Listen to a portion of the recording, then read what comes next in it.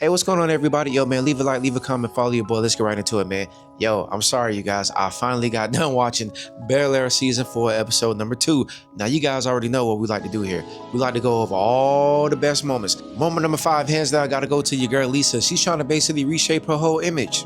Now, you guys already know, Lisa, she's basically a goody-goody two-shoe, okay? And it was kind of funny because Will and Carlton and other buddy or whatever, they was kind of ranking on her, talking about, hey, man, you know, we call you auntie, okay? Because you is kind of boring at times. You know, you're lame a little bit, you're quiet, you a good girl, you feel me? And Will's like, man, I think that's kind of sexy, you feel me? So, of course, it kind of hit. She's like, damn, like, you know what? Like, maybe I need to reshape. Like, this is my senior year.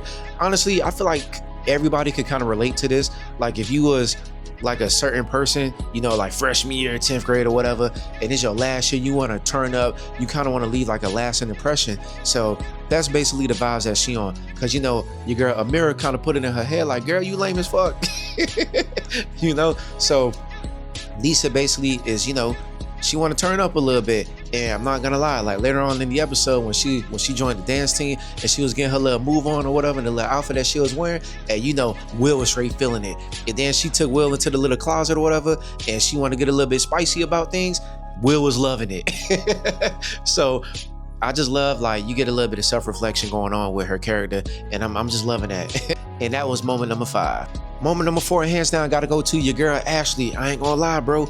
Ashley is going crazy this season, okay? Now, I previously mentioned last episode, I cannot like stand this character. Like, I don't like her character at all. And, you know, you kind of get, well, she basically explained herself like she don't really want to live in the shadow of, you know, Carlton and Hillary, you know, her older siblings. She's still trying to find herself, and that is very understandable. Again, this is her first year in high school. A lot of people change throughout the years of high school, you know what I mean? So they trying to find their crowd, you know, they trying to find out like who that person really is. And you know, those two little side characters keep telling her like, yo, man, hey, the Banks, you got a lot to live up to because you a Banks, it must feel good. And every time people say that, she always be looking like, yeah, I guess it's kind of good to be a Banks. You know, low key, like she don't care. She don't care about the name. She don't care about the image.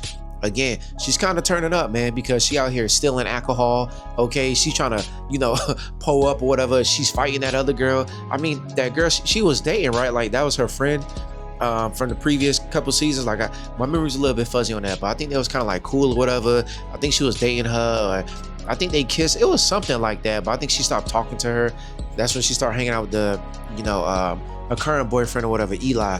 But, you know, she's trying to find herself, and you kind of get that notion. And then I ain't gonna lie, I kind of got mad. I would have loved to see more scenes of her fighting that girl, but they want to cut it off. But again, Ashley is going through it right now. You already know how it is. She's 14 years old. We already know how it is. We all been through that road. Hey, moment number 3. I'm not gonna lie, this one is kind of funny. Okay, your girl Amira got Carlton thirsty out here. Okay, so it's kind of funny because Carlton was like, man, look, man, I kind of got over you. You know, I want to start over. This is a clean slate. Okay, like I got Shawty over there, Marissa or whatever. She's on me.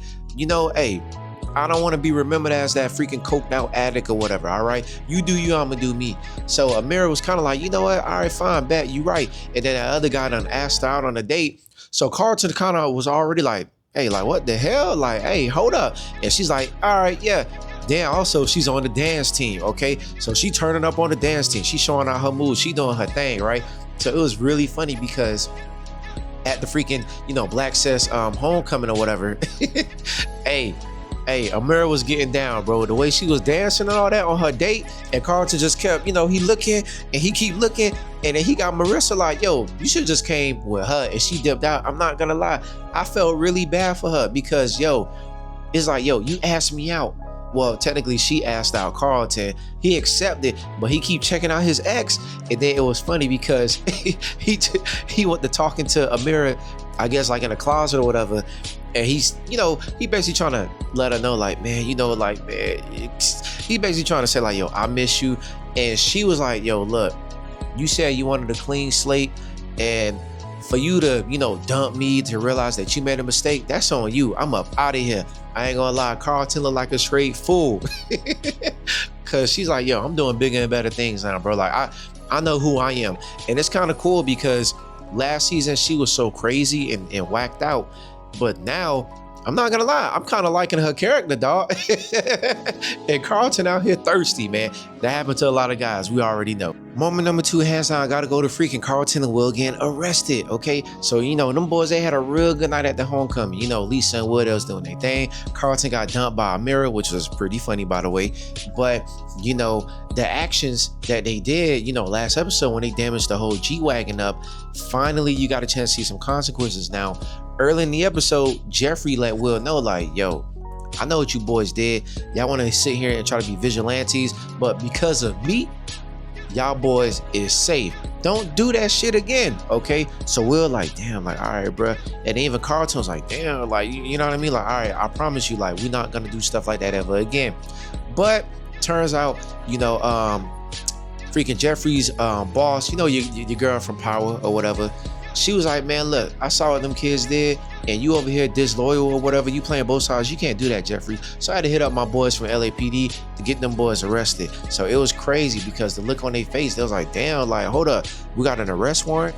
Again, I want to see how the next episode, what happens to them boys, but that was a crazy moment for real. Moment number 1, hands down, gotta go to your boy Uncle Phil. He finally cut a deal. He gotta work for the gang. He's gonna do some money laundering. All right, he's about to get his whole Marty Bird situation going on, okay?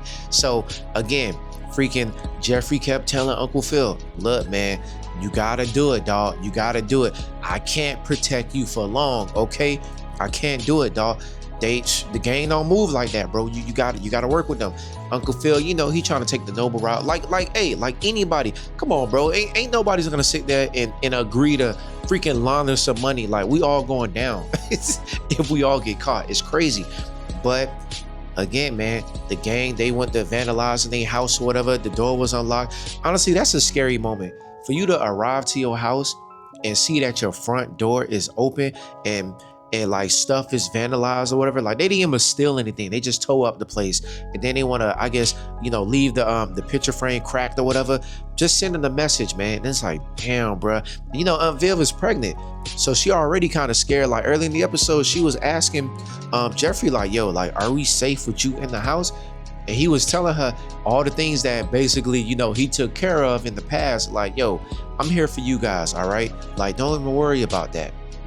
But the fact of the matter that they was able to do that, it's like, damn, man. Uncle Phil's like, you know what, bro? Set up the meeting tonight. Like, let's get this over with. And then when we get introduced to her, you know, your girl from Power, and she's like, yo, we could do it your way, but I'm just letting you know right now, like, I just need to see results. So I'm very interested to see how this is going to proceed. Will Uncle Phil tell his business partner? I doubt it. But I really want to know how this freaking shapes up, because season 4 is only freaking 8 episodes, okay? We only got 6 more episodes to go, so I really want to see how they're gonna wrap this up. I know they're gonna speed through this, but this is very exciting. But again, thank you guys for watching. This was a very, very solid episode. Again, I should have got this out sooner. I was tired. It's the holidays, you guys already know. But as always, thank you guys for watching. I'm out.